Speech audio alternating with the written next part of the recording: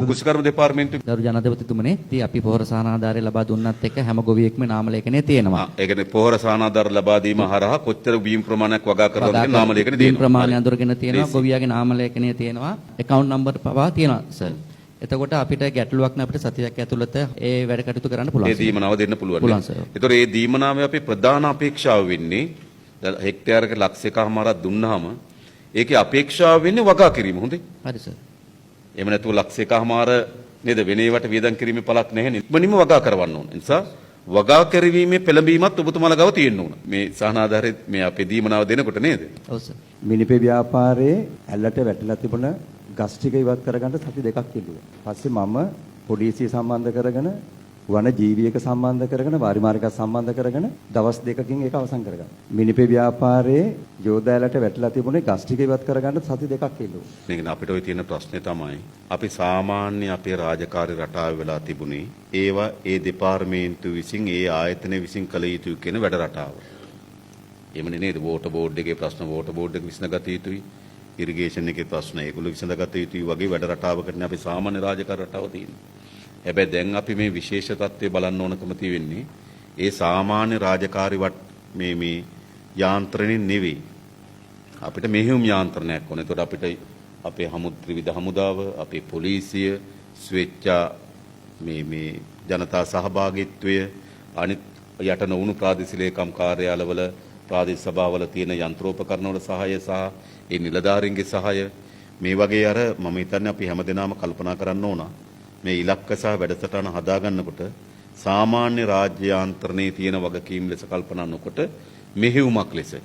ඒකට පුළුවන් ප්‍රාදේශීය ලේකම්තුමත් එක්ක නේද ප්‍රාදේශීය මට්ටමේ සාකච්ඡා කරලා මොනවද අවශ්‍ය වෙන ශ්‍රමය, මොකක්ද අවශ්‍ය වෙන තාක්ෂණික සහාය, නේද මොනවද අවශ්‍ය වෙන මූල්‍ය ප්‍රතිපාදන කියලා හැදුවොත් මට හිතන්නේ මේ අපි හදන ඉලක්ක වලට වඩා වේගෙන් මේක කරගන්න පුළුවන්. සමහර ඉලක්ක සකස් කරන වැත්තේ බොහෝ දුරට Taman සතුව තියෙන යාන්ත්‍රයේ තියෙන හැකියාව අනුව මම හිතන්නේ අපි එකකින් එළියට ඇවිල්ලා නේද මේක මෙහෙයුමක් ලෙස සලකලා කෙටි කාලයක් ඇතුළත අපි මේක කරලා සාමාන්‍ය රාජ්‍ය යාන්ත්‍රණය ආය අපි වැඩ කරන්න පටන් ගමු. හැබැයි දැන් අපිට අවශ්‍යකම තියෙන්නේ සාමාන්‍ය රාජ්‍ය යාන්ත්‍රය ඉක්මවා යන මෙහෙයුම් යාන්ත්‍රණයක් අවශ්‍ය වේවි මේ සියල්ල ඉතා ඉක්මනින් කරන්න. ඉතින් අපේ සාමාන්‍ය යාන්ත්‍රණය ගත්තොත් ගස් ඉවත් කරන්න සති දෙකටත් වඩා වැඩි යනවා තමයි. හැබැයි දැන් අපි හදන්නේ සාමාන්‍ය යාන්ත්‍රණ නෙවෙයි ලබාගත හැකි සහාය ඔක්කොම ලබාගෙන මේක ඉවත් කිරීම. එතකොට මේ නිලධාරි මහතුරුන්ගේ තමයි වගකීම තියෙන්නේ. මොකද්ද Tamanට මේවා ඉවත් කරගන්න ඉක්මනින් ඉවත් කරගන්න ඕන මොකද්ද Taman සතුව නැති සම්පත්.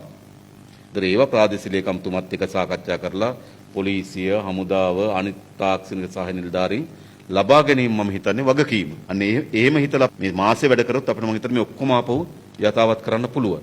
ඊට පස්සේ නැවත ජනවාරි මාසෙ ඉඳන් අපි සුපුරුදු රාජ්‍ය යාන්ත්‍රණයට යමු නේද? පූර්ණ හානි වෙච්ච 1800න් අපිට තාම කියන්න බෑ. ඒ තැනටම කොච්චර ප්‍රමාණයකට යන්න පුළුවන්ද?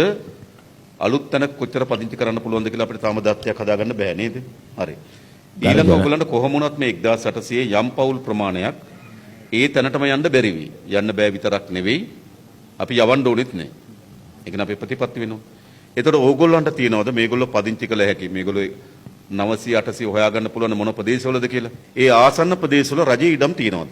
රජයේ ඉඩම් විදියට විශාල වශයෙන් තියෙන්නේ කුණ්ඩසාලේ විතරයි. අනිත් ඒවා ගොඩාක් LRC ඉඩම් තියෙන්නේ. නෑ අපි කියන්නේ මෙහෙමයි.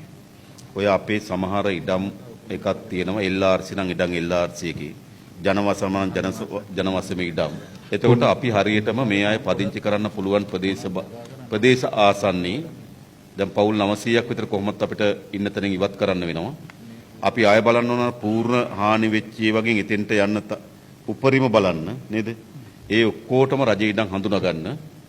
ඔයගොල්ලෝ රජේ ඉඩම් හඳුනාගෙන ඒක අපිට කියන්නේ LRC එකට අයිති, ජනවසමටද අයිති, NLEB එකටද අයිති නේද? කමක් නැහැ ඔයගොල්ලෝ අපිට හඳුන්වා දෙන්න. අපි ආයතනත් එක්ක කතා කරලා ඉඩම් ටික නිදහස් කරලා දෙන්න.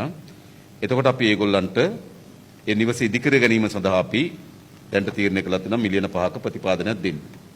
සමහර එක්කෙනෙක් දෙන්නෙක් ඉන්න පුළුවන්. එයාගේ ආසන්නමත් ඉඩමක් නැත්නම් එයාට අපි ඉඩමක් මිලදී ගන්නත් මිලියන 5 දක්වා දීමනාවක් දෙන්න ලෑස්ති කරලා තියෙනවා. හැබැයි අපේ ප්‍රමුඛම දේ වෙන්නේ රජයේ ඉඩමක මේගොල්ලන්ට මේ නිවස ඉදිකර ගැනීම සඳහා දීමනාව දෙන එක. දීමනාව දෙනකොටත් අපි සැලසුම් කරලා තියෙන්නේ අධියර 3කින්වත් දෙන්න ඕන කියලා. ඒ නිසා මිලියන 5 දීලා නේද? නිකන් ඉන්න නෙවෙයි ගේ තමයි අපේ ප්‍රමුඛතාවය. දුර ගේ හදා ගැනීම සඳහා අවශ්‍ය වෙන මේ අධියරෙන් අධියර කරගන්න පුළුවන්. ඒක සමහර කෙනෙකුට ඕනනම් මිලියන 5ට වඩා ටිකක් අඩුවෙන් හදා ගන්න පුළුවන්. තව කෙනෙකුට මිලියන 50ට වඩා මිලියන 5ට වඩා වැඩියෙන් හදා ගන්න පුළුවන්. හැබැයි නිවස හැදෙන එක අධීක්ෂණය කරන්න ඕන. නැත්තම් ගෙවල් හැදෙන්නේ නැහැ. අපිට ඕන මේගොල්ලෝ හිටියට වඩා සුරක්ෂිතව පදිංචි කරන්න. වසම් කීපයකම මේකේ බලපෑම සිද්ධ වෙලා විශාල හානියක් මේ වෙනකොට අම්බුලාවේ සිද්ධ වෙලා තියෙනවා. අපේ අපේ කුෂිකර්ම අමාත්‍යාංශයෙන් හදපු ගොවිස වෙන මධ්‍යස්ථානයේ W15 කියලා හෝටලයක් දැන් හදලා ඒකත් නාය ගිහිල්ලා තියෙනවා. මේ විශාල නායම් ජල ගැලීම් පාරවල් අවහිරීම් මිනිස්සු අවතැන්වීම් සිද්ධ වෙලා තියෙනවා. සියලු රාජ්‍ය ආයතනවල අවධානය මේකේ මේ පුද්ගලික දේපල අවභාවිතය සහ පාරිසරික හානිය සම්බන්ධයෙන් විධිමත් ක්‍රියාමාර්ග ගන්නා ලෙස ඉල්ලා සිටිනවා ජනාධිපති. දැන් අපිට අවශ්‍යකම තියෙන මේ ෂණිකේකනේ. ෂණිකේක. නමුත් අපිට ස්වභාවික ආපදාවන් එන එක අපිට වළක්වන්න බැරි වේවි. ගම් වතුර, කුණාටු, නායයාම් දැන් මේව අපිට වළක්වන්න බැහැනේ. හැබැයි අපි දීර්ඝ කාලීන සැලසුමක් අපිට අවශ්‍යයි. ඒ වගේ දේපල සහ ජීවිතවලට වෙන හානි වළක්වන්න. අපි ADB එකත් එක්ක සාකච්ඡා කරමින් තියෙනවා. සම්පූර්ණ මේ විශේෂයෙන්ම මධ්‍ය කඳුකරේ පිළිබඳව හොඳ අධීක්ෂණයක් කරලා අපිට ඉවත් කරන්න පුළුවන් තැන් මොනවද කියලා හඳුනාගෙන මම කියන්නේ අවුරුද්දෙන් කියලා. හැබැයි අපි අවුරුදු කීපයක වැඩසටහනක් හදලා ඉරාපත් වෙලා තියෙන මධ්‍ය කඳුකරේ යලි සුවපත් කර ගැනීම සඳහා අපි වැඩසටහන හදන්න ඕනකම තියෙනවා. ඒක ටිකක් ලොකු වැඩසටහනක්. හැබැයි මෙතන සිද්ධ වෙලා තියෙන දේ තමයි මේ අනවසර ඉදිකිරීම් වලට කවුද අවසර දුන්නේ? කොයි ප්‍රාදේශ සභාවෙන්ද අවසර ගත්තේ? විදුලිය දුන්නේ කොහොමද? ඒ වගේ ප්‍රශ්න මතුවෙන්නේ. ඒ නිසා මේවර විශාල ලෙස අක්‍රමවත්ව සිදුවෙච්ච එකක් තියෙනවා. ඒ නිසා මීට පස්සේ විදුලි බල මණ්ඩලය කිසිසේත්ම අනවසර ඉදිකිරීමට විදුලිය දීම නතර කරන්න ඕන. ප්‍රාදේශීය සභා වලින් අවසර දීම නතර කරන්න ඕන. ඒ නිසා අපිට නැවත මේ ව්‍යසනයට මුහුණ නොදී මෙවැනි ව්‍යසනයකදී ජීවිත සහ දේපල හානි වීම වැළැක්වන්න අපේ ප්‍රාදේශීය සභාවල තියෙන බලතල ඉතා හොඳින් ක්‍රියාත්මක කරන්න ඕන. විදුලි බල මණ්ඩලයට මේකේ තියෙන හොඳ පාට් එකක් තියෙනවා කරන්න. විදුලිය දෙන්නේ නැත්නම් ඒක ගොඩක් ප්‍රමාණයක් පවතින්නේ නැහැ. ඒ නිසා අපි ඒ වගේම මධ්‍ය කඳුකරේ අපි සමීක්ෂණයෙන් පසුව ක්‍රමානුකූලව මම හිතන්නේ හඳුනාගත් උපදේශවලට අපි වන්දි දීලා ඒ වගේ ඉඩම් සහ ඒ ප්‍රදේශ ආණ්ඩුවට පවර ගන්න අපේ සැලසුමක් තියෙනවා. අධ්‍යාපන තියෙනවද මොනවාරි? මේ ව්‍යසනය වෙන අවස්ථාවේදී ඒ ලෙවල් විභාගයේ පවත්වමින් තිබුණ අවස්ථාව අපිට හැකි වුණා ආරක්ෂිතව ප්‍රශ්න පත්‍ර ටිකයි උත්තර පත්‍ර ටිකයි විභාග දෙපාර්තමේන්තුවට යවන්න. ඒතර ඉදිරියේදී විභාග පැවැත්වීම සම්බන්ධයෙන් මේක ගැටලුවක් වෙන්නේ නැහැ. ඊළඟට අධ්‍යාපන අමාත්‍යාංශය තීරණය කළා තියෙනවා සර් 16 වෙනිදා ආපදාවට නොවුණු පළාත්වල පාසල් පටන් ගන්න. හැබැයි අපිත් බලනවා අපිටත් පුළුවන් සර් ඒ අතරේ පටන් ගන්න. ආපදාවට ලක්ුණු ප්‍රදේශවලත් 8 වෙනිදා පටන් ගන්න පුළුවන් ඒවා පටන් ගන්නවා. 16 වෙනිදා. ඔව්. ඔක්කොම නෙවෙයි. එතකොට අපි බැලුවා සර් මහනුවර දිස්ත්‍රික්කයේ පාසල් 651කින් 428ක් තියෙනවා අපිට පටන් ගැනීමට හැකියාවක් තියෙනවා. කඳවුරු වල ඉන්න දරුවන්ටත් අපි උත්සාහ ගන්නේ පාසලකට කොහොම හරි යොමු කරන්න කියන එක. ඒ කියන්නේ ළඟ පාසලකට ඒ සඳහා පාසල් ලිපිද්‍රව්‍ය ටිකයි යුනිෆෝම් එකයි අපිට සපයා ගැනීම හැකියාවක් තියෙනවා. පුළුවන් තරම් උත්සාහ කරන්න ඕන මේ පටන් ගන්න ગેප් එක අඩු කරන්න. ඒ ગેප් එක වැඩි වුණොත් ආයෙක බලපානවා විභාග වලට. සමහර ළමයි කියන්න පුළුවන් අපි O level පන්තියේ මාස 10යි අනේ සමහර අය කියන අපි මාස 8යි. ඒ නිසා විභාගේ මාස දෙකකින් කල් දාන්න කියලා තමයි එන්නේ. විභාග මාස දෙකකින් කල් දානවා කියලා කියන්නේ ළමයිගේ ජීවිතේම මාස දෙකකින් පස්සට දෙම වගේනේ. ඒ නිසා අපි નિયમિત පරිදි විභාග පවත්වන්න ඕනකම තියෙනවා. එහෙනම් මේ අර පාසල් පටන් ගන්න පාසල් අතර පුළුවන් තරම් පරතරය අඩු කරගන්න ඕනකම තියෙනවා. මහනුවර දිස්ත්‍රික්කය හැටියට ගත්තාම අපේ ජල සම්පාදන ක්‍රම 20ක් තිබ්බා. ඒකෙන් 18ක්ම ආපදාවට ලක් වුණා. ඒ වෙලාවේ වැඩ කරේ ප්ලාන් දෙකක් විතරයි.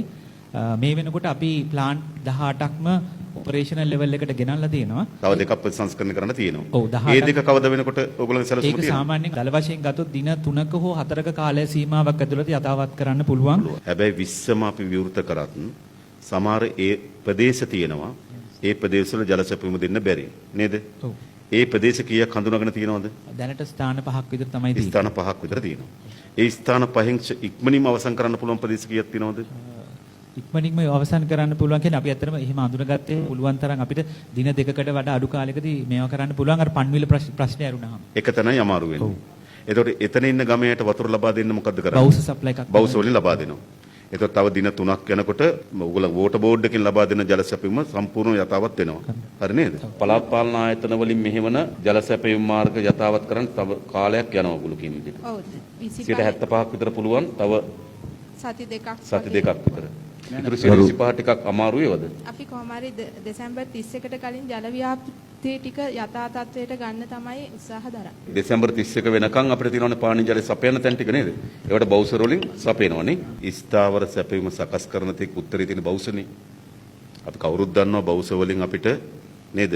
සම්පූර්ණ අර වෙනදා ඒගොල්ලෝ තමන්ගේ සාමාන්‍ය පාවිච්චි කරපු ආකාරයට පාවිච්චි කරන්න පුළුවන් ප්‍රමාණයක් අපිට බවුස වලින් ලබා දෙන්න බෑ. නමුත් මූලික අවශ්‍යතා ටිකටවත් අපි බවුසර වලින් ලබා දෙන්න ඕන. අපේ ප්‍රධාන ඉලක්කය බවට පත් වෙන්න ඕනකම තියෙන්නේ අර සාමාන්‍ය තත්ත්වයේදී තිබුණු ජල සැපයීම මාර්ග ටික ඉතා ඉක්මනින් යථාවත් කරන්න. ඒතර තමයි අපිට වෝටර් බෝඩ් එකෙන් කියන ඉතුරු දවස් 3 ඇතුළත ප්‍රතිසංස්කරණය කරනවා කියලා.